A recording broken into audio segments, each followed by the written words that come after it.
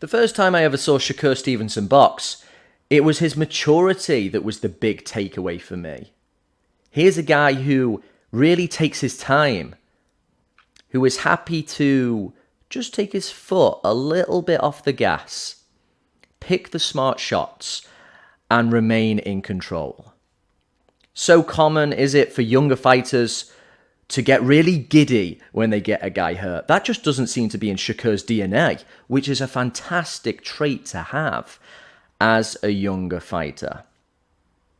That maturity, I think we just saw bloom into the next level against Jamel Herring.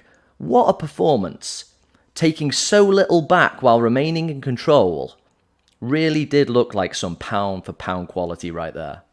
In particular, it was around rounds 4 and 5 when Herring started to try and line up his 1-2.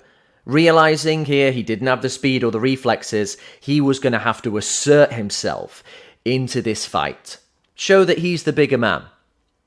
It was the way Shukur dealt with that response that was so impressive.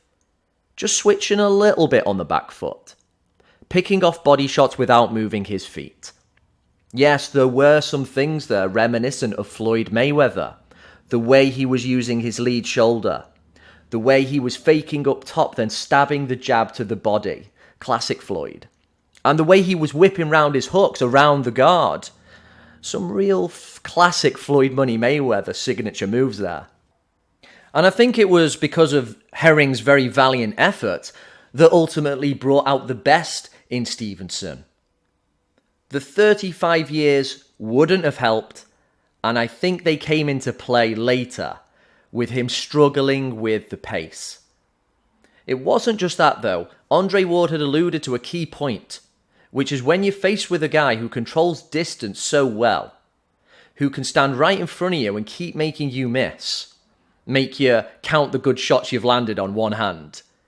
It must be super demoralizing. It's like, where am I in this fight? I can't line him up. I always seem to be just out of range. It must be so mentally draining. And so I think when Herring was cut and it got stopped, he wasn't so much beat up as he just was really demoralized. Rightfully so, when the fight was brought to a halt, there were no complaints. Has to be said, Herring looked pretty damn spent. Whereas Stevenson, as the cliche goes, it looked like he could have fought another 10 rounds. So he posts the best performance of his career. He becomes a 2-weight world champion. But are enough people paying attention? The man with the biggest profile at 130, Mexican Oscar Valdez, is more likely to fight Emmanuel Navarrete. Once Vaquero moves up from 126, that's the fight that Bob Arum wants to make. He wants to go for the all-Mexican blockbuster. And if you think about it, if you're Valdez, why would you want to fight somebody like Shakur Stevenson? He's got so much talent, he's so difficult to hit. Would you favour Valdez to be able to uncork one of those huge left hooks? Or would you kind of more go, actually, someone like Stevenson is all wrong for him? Even more reason to avoid Stevenson and leave him in a situation where we're not sure where the next meaningful fight is. Sure, he could fight the winner of Navarrete Valdez, but things rarely work out as easily as that. He might be left in the fog a little bit. And I think part of his problem might be a more general one, which is in this internet-driven era of trying to seize everybody's attention, it does help to have a gimmick.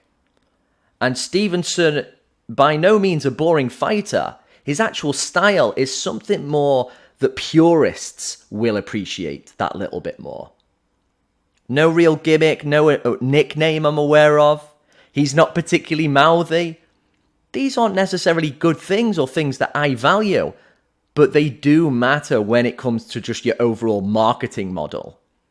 When I think of Stevenson presented to the casual audience, he is not going to resonate that much. Not right now, even though he's just become a 2-weight world champ. Because as good as Floyd Mayweather was back in the day, back when he was the pretty boy, he knew he needed that gimmick. He needed something to try and separate himself from his peers. So he wasn't a naturally charismatic guy, you could tell. It didn't really suit him, being the brash, wearing the shades, doing the dances. But he knew it certainly helped his profile. When he switched to money, which isn't exactly the most imaginative of monikers, is it? The fact was, it was simple. It was easy to understand, it worked, and it definitely helped maximize his earning potential. The thing is that boxing does share some parallels with the likes of WWE. There is a lot of theatre to it. And I think Shakur Stevenson and his team need to sit down, figure something out, and need to sample some of that theatre.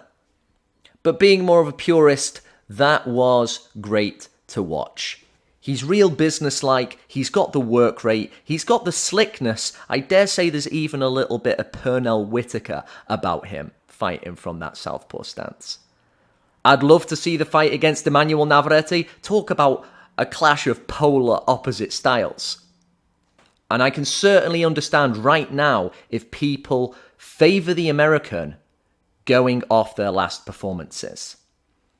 What fight do you want to see Stevenson in, though? What is he going to have to do to try and earn the respect that isn't going to be easy coming? And if he does get frozen out, is there any sense in going up to lightweight where his physical dimensions won't be so imposing?